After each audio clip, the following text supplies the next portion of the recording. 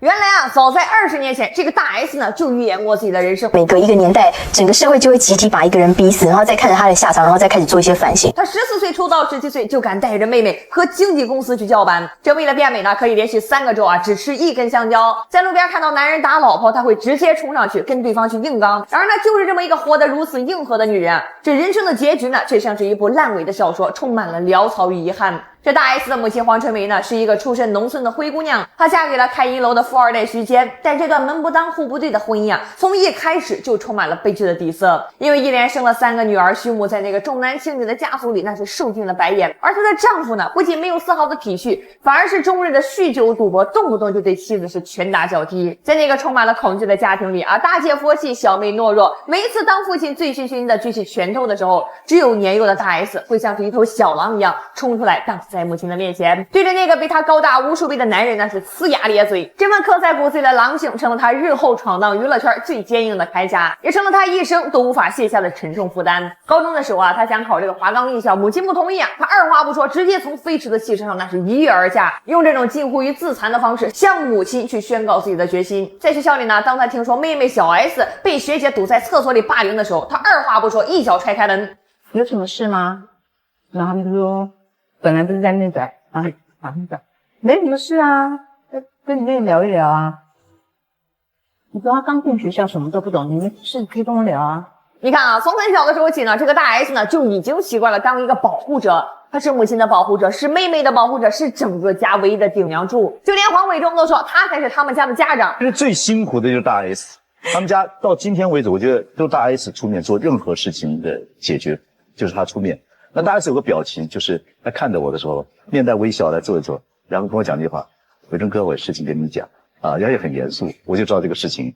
不好解决了。17岁那年呢，他带着妹妹小 S 以 ASOS 的组合呢正式出道。他们在节目里扮丑、搞怪、挖鼻孔，把家庭琐事和屎尿屁全都搬上了台面。他们把新闻联播搞成了家庭脱口秀，嬉笑怒骂，百无禁忌。这份前所未见的真实，让他们迅速在那个充满了假面的娱乐圈里杀出一条血路，一炮而红。你以为他只是一个会耍宝的谐星吗？不是的，那你就太小看他对自己有多么狠了。这为了美白呢，他从17岁开始啊，就戒掉了所有含黑色素的食物，比如说这个酱油啊、咖啡啊、可乐，那是一概不碰。无论天气多热啊，出门呢永远都是长袖长裤，全副武装，绝不让自己的皮肤暴露在阳光之下。为了变瘦啊，他可以连续3个周只吃1根香蕉。他对自己的体重已经控制到了近乎是变态的地步。这拍戏的时候啊，必须是42公斤，上综艺呢就得调整到44.4斤，精确到了小数点的后1位啊，咱说。而且呢，就是这么一个对自己如此严苛的女人啊，对这个世界呢却充满了最柔软的善意和最硬核的侠气。他会在路边听到邻居家里传来殴打妻儿的声音时，第一个冲上楼去按响门铃，即便是对方是一个带着家伙的黑道流氓，他也毫不畏惧，直接跟对方对峙。说我打小孩你有意见是不是？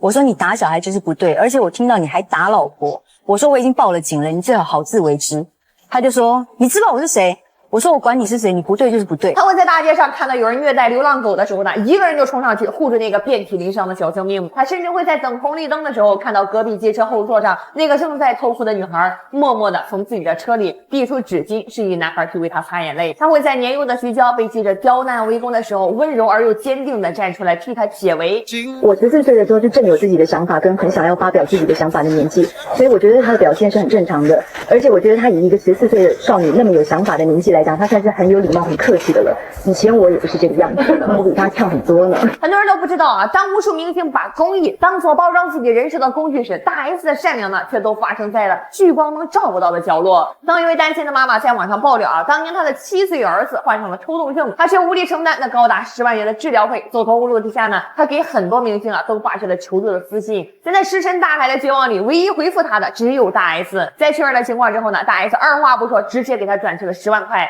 并且还特意嘱咐啊，钱不用还了啊，照顾好孩子要紧。这件事呢，直到大 S 去世之后啊，这位妈妈才公之于众。在她离世之前呢，当全网都在造谣她花着前夫的钱去养了一个光头的时候，新竹市的动物协会却默默的发文悼念。人们呢才知道啊，原来呢在长达13年的时间里，大 S 啊每个月都会雷打不动的给这个流浪动物呢捐去20万新台币。在那充满了恶意的舆论漩涡里啊，她没有为自己辩解一句，却用最实际的行动温暖着那些个不会说话的小生命。在网上呢看到有网友友啊为早产的双胞胎女儿求助的时候，在那个大部分人都只会划走的信息流里啊，他是那个会停下来认真回复并主动说我愿意帮助他的人。这份路见不平拔刀相助的侠气是装不出来的，那是他刻在骨子里最珍贵的本色。然而呢，就是这么一个看似是无所不能的女战士呢，在爱情里啊却永远都像是一只奋不顾身的飞蛾。她的每一段感情呢都爱的是轰轰烈烈，无论是和蓝正龙、周渝民的姐弟恋，还是和汪小菲那场只见了4次面就闪婚的豪门婚姻，她每一次呢都像是赌上了自己的全部身家。